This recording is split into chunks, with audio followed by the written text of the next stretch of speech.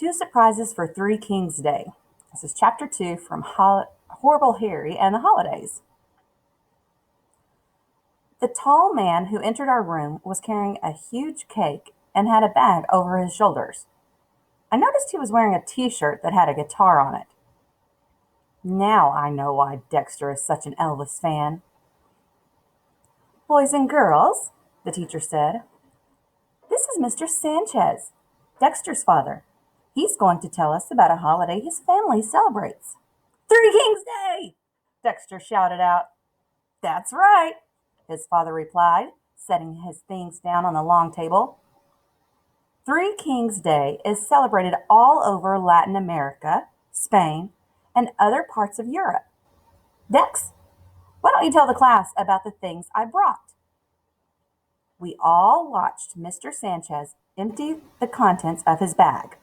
1 shoe, 6 walnuts, a piece of coal, a bucket, and a framed picture.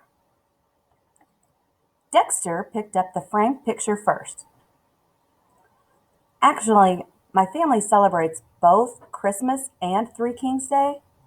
This is a picture of the 3 wise men who visited the stable when Jesus was born. On January 6th, the 12th day after Christmas, we believe they visit our house and bring gifts like Santa Claus does. Only they don't leave them in Christmas stockings by the fireplace. They leave them in shoes. Some people leave their shoes by their bed. We leave them by the door. Man, Sydney said, you get presents twice? Dexter beamed. Yeah. What if the present is Tinker Toys? Sid asked. How would it fit in a shoe? It happens a lot, Dexter answered. Last year, the wise men left me an Elvis video, Fun in Acapulco, by the door. It was too big for my shoe. What about the walnuts? Sid asked. Oh, we leave nuts and a bucket of water for the wise men's camels, Dexter explained. Do you leave them coal too? Mary asked. No, Dexter groaned. That's what you get in your shoe if you've been bad all year. Mary laughed. That's like Christmas. I bet Harry finds coal in his stocking. When Harry didn't raise his fist or say anything, Zuzu did. Mary, that's a mean thing to say. Yeah, Sid said with a big grin. He liked it when Mary got zapped. It didn't happen very often. Slowly she sank down in her seat. Room 3B had a new judge, Zuzu.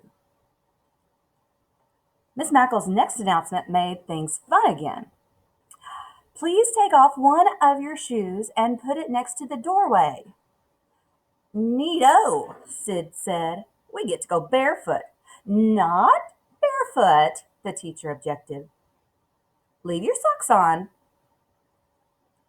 As soon as all the shoes were near the door, Mary held her nose. It smells in here. It didn't bother Song Lee. She giggled. She doesn't mind slimy or smelly things. That's one reason why Harry likes her. Close your eyes, the teacher said. The 3 wise men are coming.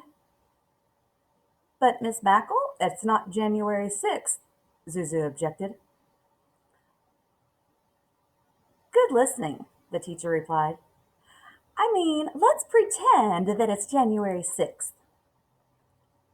Everyone put their heads down on their desk and closed their eyes, except me. I wanted to see if Harry was peeking. He wasn't. Harry wasn't being horrible at all. A few minutes later, Miss Mackle called, Come and see the surprise in your shoe. Sydney made a beeline for his sneaker. Mary was behind him, holding her nose with 2 fingers. Crayons! She exclaimed in a nasal voice. These are flashy ones, I said. Harry was the last one to walk over and empty his shoe. Did you see what kind they are, Harry? Miss Mackle asked. They're fluorescent. Yeah, Harry replied. I like my old crayon stubs better. Miss Mackle lowered her voice. Are you okay, Harry? She asked. You seem a little out of sorts. Before Harry could answer, Sydney blurted out, Hey, can we leave our shoes off all day? No, the teacher replied firmly. Sid made a face as he slipped on his shoe.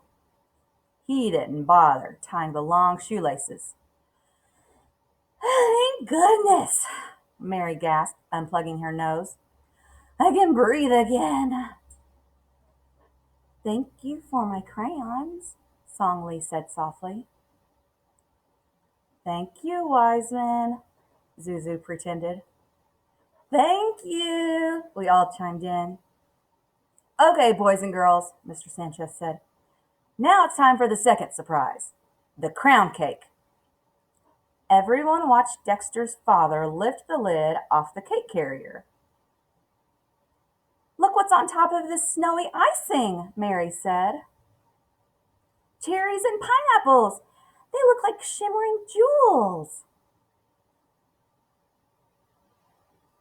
Look at the hole in the middle of the cake, I said. It looks like a crown. I bet it would fit my head perfectly, Sid chuckled. I think I'll try it on. Sydney, you don't wear cake, Zuzu corrected. You eat it. Lighten up, Zoo. I was just kidding, Sid replied. Dexter tapped his dad on the shoulder. Can I tell him now, can't I? Yes, Mr. Sanchez said. There's something really special about the crown cake we eat on Three Kings Day. It has one surprise baked inside. Whoever finds it will have a lucky year. Many of us crossed our fingers. But Harry, I couldn't believe it. He made prayer hands. He really wanted that surprise. After everyone took a bite of the delicious creamy cake, we looked around to see who had it. I got it! I got it! Sydney screamed as he jumped out of his seat, tripped on his long shoelace, and tumbled to the floor. Are you okay, Sid? Miss Mackle asked. Of course I am, Sid replied as he stood tall, holding the little surprise. I'm gonna have a lucky year. I've got this. We all stared at the tiny clay doll. You lucky dog, Dexter cried out. Harry made a fist, thumped it on his desk, and gritted his teeth. If I had gotten that doll, he said, it might have changed things. Miss Mackle and Mr. Sanchez looked at Harry, then at each other. I wasn't the only one who wanted to know what was going on with Harry. Okay. So I'll share the link for the story in case you want to keep on reading on your own, read ahead, try to figure out what is going on with Harry. But until next time, bye.